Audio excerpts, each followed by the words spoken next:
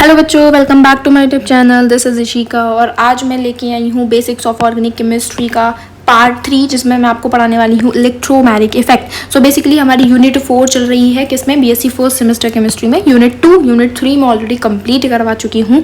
सो ये यूनिट 4 का पार्ट 3 है। पार्ट 1 पार्ट 2 ऑलरेडी अपलोडेड है। अगर आपने वो वीडियोज़ नहीं देखी हैं सो एक बार उन वीडियोज़ को जाकर जरूर देखना, क्योंकि सीरीज वाइज अगर आप चलेंगे तो आपको अच्छे से समझ आएगा। सो यहाँ पर हम पढ़ने वाले हैं बेसिक्स ऑफ ऑर्गेनिक केमिस्ट्री। और एक और आपको न्यूज़ दे दूँ कि अब आपके पास ज़्यादा टाइम नहीं बचा है। जनवरी में आपके एग्जाम्स होने वाले हैं। आप मान सकते हैं कि स्टार्टिंग जनवरी में आपके एग्जाम शुरू हो जाएंगे। सो अब बिल्कुल मत समझिए कि लास्ट में जाके पढ़ लेंगे। धीरे धीरे थोड़ा थोड़ा पढ़ते चलिए, एकदम से लोड नहीं लेना है। थोड़ा थोड़ा पढ़िए, आपके लिए वही काफ़ी है। अब बहुत दिनों बाद वीडियोस आ रही हैं, क्योंकि इतना ज़्यादा मोटिवेशन नहीं आता है ना एकदम से। अभी चैनल भी ग्रो नहीं कर रहा है इतना ज़्यादा। सो अगर आप सपोर्ट करेंगे मैं वीडियो ज़रूर लेके आऊँगी। अगर आपको समझ आ रहा है तो मुझे कमेंट में बताइएगा कि दीदी हमें इस टॉपिक पर वीडियो चाहिए, मैं ज़रूर आपके लिए वीडियो लेके आऊँगी। थोड़ा सा शेयर करिए अपने दोस्तों के साथ, ताकि मुझे भी थोड़ा सा मोटिवेशन आए, डेडिकेशन आए कि हाँ मुझे वीडियोस डालनी है। सो आज मैं आपको पढ़ाने वाली हूँ इलेक्ट्रोमैग्नेटिक इफेक्ट हमारे चैनल पर बीएससी केमिस्ट्री अब, जहाँ पर बहुत सारी वीडियोस आपके लिए अपलोडेड हैं और भी आने वाली हैं। अपकमिंग डेज में आपके लिए बहुत सारी वीडियोस आने वाली हैं। सो बेसिकली ये वीडियो आपके लिए होने वाली है सीसीएस यूनिवर्सिटी जो भी है, एमजीपीआरयू वाले जो भी हैं, सो जिनके भी सिलेबस में इलेक्ट्रोमैग्नेटिक इफेक्ट है। इलेक्ट्रोमैग्नेटिक है, मैट्रिक नहीं है, इलेक्ट्रोमैग्नेटिक इफेक्ट, ठीक है। सो जिनके भी सिलेबस में ये है आप वो देख सकते हैं। चलो स्टार्ट करते हैं इलेक्ट्रोमैग्नेटिक इफेक्ट को। अब यहाँ पर इंडक्टिव इफेक्ट मैं आपको पढ़ा चुकी हूँ। हाइब्रिडाइजेशन और इंडक्टिव इफेक्ट हमारा कंप्लीट हो गया। तो यहाँ पर हमें पढ़ना है इलेक्ट्रोमैग्नेटिक इफेक्ट। अब व्हाट इज इलेक्ट्रोमैग्नेटिक इफेक्ट, तो मैं आपको बताती हूँ। यहाँ पर देखिए, अ टेम्परेरी इफेक्ट। अब एक चीज़ समझना, एक होता है टेम्परेरी इफेक्ट, एक होता है परमानेंट इफेक्ट। आप याद रखना, इलेक्ट्रोमैग्नेटिक इफेक्ट जो होता है वो टेम्परेरी इफेक्ट होता है, क्योंकि हमें पता है कि हमारा जो एमसीक्यू है वो एमसीक्यू वाला होने वाला है, मतलब ऑब्जेक्टिव होने वाला है। तो आपसे पूछा जा सकता है कि बताओ इनमें से टेम्परेरी इफेक्ट कौन सा है। तो आपको बताना चाहिए कि जो इलेक्ट्रोमैग्नेटिक इफेक्ट होता है वो आपका एक टेम्परेरी इफेक्ट होता है। सो यहाँ पर लिखा है कि a temporary effect in which the pi electrons of a multiple bond are completely transferred to one of the bonded atom in presence of an attacking reagent. मतलब क्या होता है कि जो पाई इलेक्ट्रॉन्स होते हैं मल्टीपल बॉन्ड के। अब मल्टीपल बॉन्ड का मतलब होता है कि दो तरीके के बॉन्ड होते हैं, एक सिग्मा बॉन्ड, एक पाई बॉन्ड, ठीक है। अब जो पाई बॉन्ड बना है पाई इलेक्ट्रॉन से बना होगा, और जो सिग्मा बॉन्ड बनता है वो सिग्मा इलेक्ट्रॉन से बना होगा। तो जो पाई बॉन्ड होता है, जब हम उसको ब्रेक करते हैं तो वहां पर इलेक्ट्रॉन्स का ट्रांसफर होता है। किसकी प्रेजेंस में, अटैकिंग रीजेंट की प्रेजेंस में। अब कैसे होता है मैं आपको समझाने वाली हूँ यहाँ पर। Okay, so let me take an example. Like मैंने लिया CH2 डबल बॉन्ड CH2, ठीक है। अब आपको बता दूं कि ये है हमारा सिग्मा बॉन्ड, ये है हमारा पाई बॉन्ड। आप किसी को भी सिग्मा किसी को भी पाई मान सकते हैं, लेकिन याद रखना सिर्फ वन सिग्मा बॉन्ड होता है। Only one sigma bond can exist between two atoms. तो यहाँ पर मैंने लिखा कि only one sigma bond can exist between two atoms. दो एटम्स के बीच में सिर्फ एक सिग्मा बॉन्ड हो सकता है। पाई ज्यादा हो सकते हैं, पाई एक से ज्यादा हो सकते हैं। जैसे मैं यहाँ पर बोलूँ कि मैंने इसको माना सिग्मा और ये ऊपर वाला हो गया पाई। सेम एज इट इज मैं आपको एग्जांपल दूंगी, जैसे CH ट्रिपल बॉन्ड CH। अब हमें पता है कि एक ही सिग्मा हो सकता है, तो मान लो मैंने इसको मान लिया सिग्मा, बाकी दोनों ऊपर वालों को मान लिया पाई। तो ये एक सिग्मा हो गया, दो पाई हो गया। अब सिंपल मैं बोलूँ कि जैसे मैंने बोला कार्बन यानी कि CH3 सिंगल बॉन्ड CH3, ठीक है। अब ये चार बॉन्ड एक बॉन्ड बना हुआ है तो उसको हम बोलेंगे सिग्मा, यानी कि सबसे पहले जो बनता है वो सिग्मा बनता है, उसके बाद पाई बनेगा। समझ आ गया अब सिग्मा पाई क्या होता है। तो ये जो एक जो बॉन्ड बना है, आप बोलो कि ये बॉन्ड जो बना है किससे मिलके बनता है बॉन्ड, तो ये जो बॉन्ड बनता है ये इलेक्ट्रॉन से मिलके बनता है। किससे मिलके बनता है, इलेक्ट्रॉन से। और कितने इलेक्ट्रॉन से एक बॉन्ड बनता है, तो दो इलेक्ट्रॉन से एक बॉन्ड बनता है, ठीक है। दो इलेक्ट्रॉन से क्या बनेगा, एक बॉन्ड बनेगा। अब बेसिकली जैसे आपने बोला यहाँ पे कि एक बॉन्ड था तो यहाँ दो इलेक्ट्रॉन्स थे, है ना। यहाँ मैं बोलूँ कि दो बॉन्ड थे तो यहाँ चार इलेक्ट्रॉन होंगे, ठीक है। या तीन बॉन्ड है तो यहाँ कितने इलेक्ट्रॉन्स होंगे, आपके 6 इलेक्ट्रॉन्स होंगे। तो याद रखना एक बॉन्ड जो बनता है वो आपके दो इलेक्ट्रॉन से बनता है, ठीक है। अब पाई बॉन्ड पाई इलेक्ट्रॉन से बनेगा, सिग्मा बॉन्ड सिग्मा इलेक्ट्रॉन से बनेगा। जैसे मैं एग्जाम्पल दूँ आपको कि CH2 डबल बॉन्ड CH2। अब मैंने बोला कि नीचे वाला जो है ये सिग्मा है और जो ऊपर वाला है वो पाई है, ठीक है। अब जब आप पाई बॉन्ड को ब्रेक करेंगे, मान लो मैंने ये पाई बॉन्ड ब्रेक किया, अब ये जो बॉन्ड है ये ब्रेक होगा एक बार पॉजिटिव में एक बार नेगेटिव में। कैसे ब्रेक का मतलब होता है कि इलेक्ट्रॉन्स अपनी तरफ कोई ना कोई खींचेगा। जब इलेक्ट्रॉन्स एक की तरफ शिफ्ट होंगे, मान लो ये जो बॉन्ड पेयर इलेक्ट्रॉन्स थे ये इसकी तरफ शिफ्ट हुए, मतलब इसकी तरफ अट्रैक्ट हुए। जब इसकी तरफ अट्रैक्ट हुए तो इलेक्ट्रॉन दोनों इसकी तरफ आ गए, दोनों जो इलेक्ट्रॉन्स थे बॉन्ड के वो इधर आ गए। अब जब दोनों इधर आ गए तो नेगेटिव चार्ज इस पे आएगा। कैसा चार्ज आएगा? नेगेटिव। क्यों? क्योंकि जो बॉन्ड वाले इलेक्ट्रॉन थे वो मुझ पे आ गए। मेरे पे कैसा चार्ज? नेगेटिव, क्योंकि इलेक्ट्रॉन मतलब नेगेटिव चार्ज। अब यहाँ से इलेक्ट्रॉन चले गए तो इस पे कैसा चार्ज आ गया? पॉजिटिव। अब इसी को बोलते हैं इलेक्ट्रोमैग्नेटिक इफेक्ट। क्या बोलेंगे इसको? Electromagnetic effect. मतलब कि जो पाई इलेक्ट्रॉन्स हैं उनका ट्रांसफर अटैकिंग रीजन की प्रेजेंस में, उसी को बोलते हैं इलेक्ट्रोमैग्नेटिक इफेक्ट। अब व्हाट इज अटैकिंग रीजन? मान लो ये मैंने लिखा था और इसकी रिएक्शन मैंने करवा दी Cn- के साथ। अब ये जो Cn- है यहाँ पर ये काम करेगा अटैकिंग रीजेंट का। किसका काम करेगा? अटैकिंग रीजेंट का।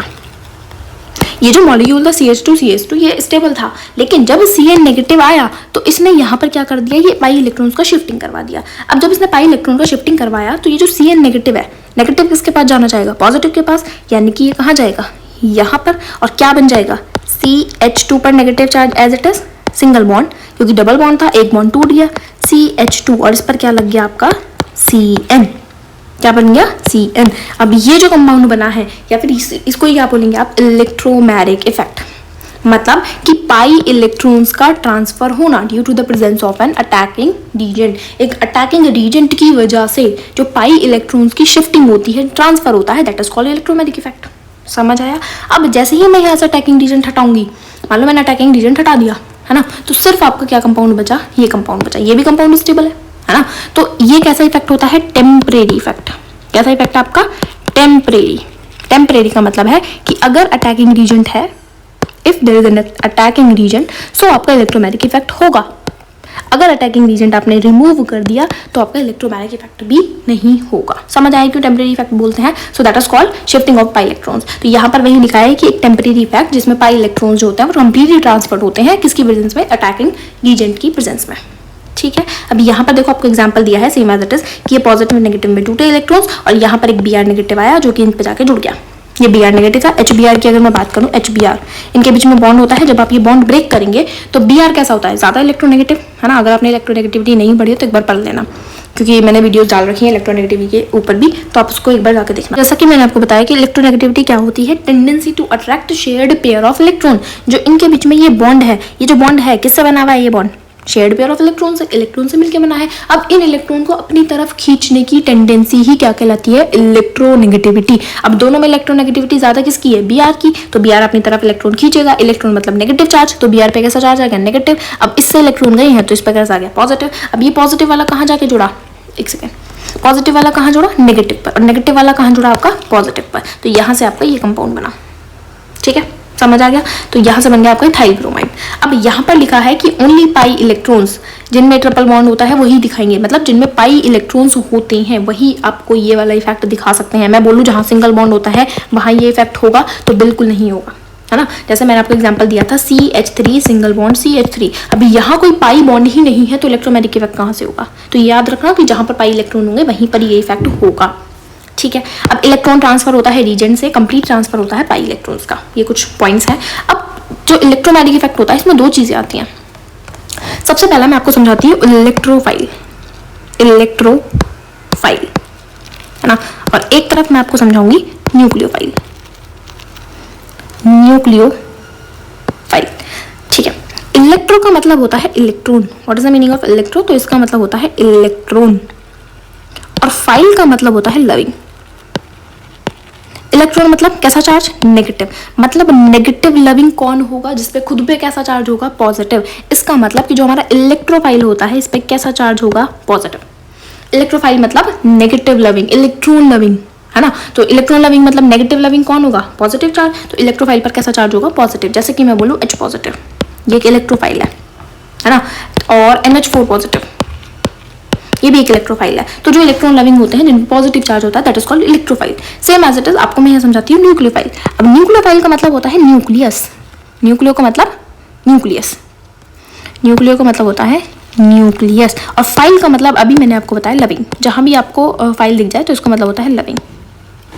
अब न्यूक्लियस पे कैसा चार्ज? पॉजिटिव। तो पॉजिटिव लविंग कौन होगा? जिसपे खुद पे कैसा चार्ज? नेगेटिव। तो यहाँ से हम क्या बोल सकते हैं कि न्यूक्लियोफाइल पर कैसा चार्ज होगा? Negative charge.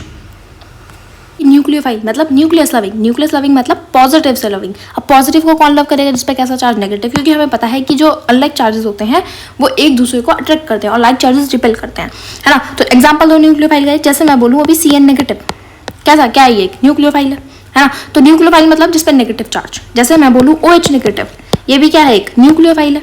और इलेक्ट्रोफाइल मतलब जिस पे पॉजिटिव चार्ज होगा। तो दोनों में डिफरेंस समझ आया, ठीक है। अब यही चीज देखो यहाँ पे मैंने लिखी हुई है कि एक होते हैं न्यूक्लियोफाइल और एक होते हैं आपके इलेक्ट्रोफाइल। इलेक्ट्रोफाइल मतलब पॉजिटिव लविंग, इलेक्ट्रॉन लविंग, और न्यूक्लियोफाइल मतलब न्यूक्लियस लविंग। जैसे कि मैं बोलूँ Cl negative, OH negative, NH3, ये सब हमारे न्यूक्लियोफाइल है, मतलब इलेक्ट्रॉन रिच स्पीसीज होते हैं, इनके पास बहुत ज्यादा इलेक्ट्रॉन होते हैं। नेगेटिव चार्ज किस पे आता है, जिसके पास बहुत ज़्यादा इलेक्ट्रॉन होंगे, है ना। इलेक्ट्रॉन मतलब नेगेटिव चार्ज, और जिसके पास नेगेटिव चार्ज है उसके पास इलेक्ट्रॉन्स होंगे।